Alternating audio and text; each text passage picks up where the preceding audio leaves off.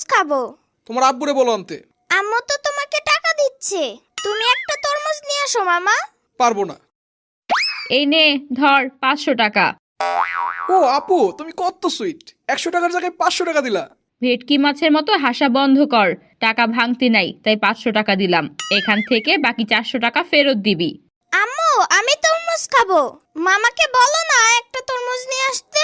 ফয়সাল, ওই টাকা থেকে একটা তরমুজ কিনে নিয়ে আসিস। এই না বললা যে শাড়ি কেনার জন্য টাকাটা রাখছো, তরমুজ আনলে তো টাকাটাই থাকবে না। এমনি এখন গরমকাল, আর পোলাটা আমার শখ করে তরমুজ খাইতে চাইছে, তুই নিয়ে আয়। ঠিক আছে, যাইতাছি। মামা খুব সুন্দর একটা লাল টকটকার তরমুজ নিয়ে আসবা। ঠিক আছে মামা।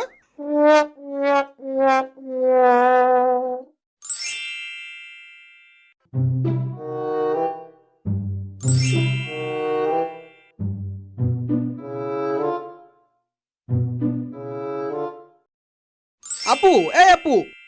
কিরে, তুই দেখি তরমুজ নিয়ে হাজির। ইয়ামিন কই দুলা ভাই? ইয়ামিনের জন্য আনছি। আরে তুই টাকা নষ্ট করে তরমুজ আনতে গেলি কেন? আমি তো নিয়ে আসতে পারতাম।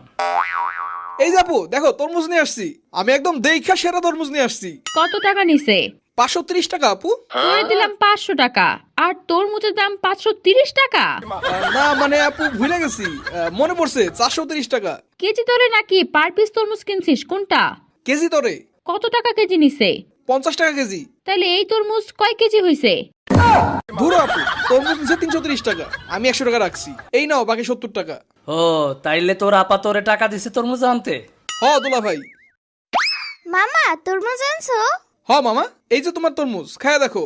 লাল টকটকে তরমুজ আনছো মামা? লাল মানে একেবারে রক্তের লাল নিয়ে আসছি। আপু তরমুজটা কাটো তো।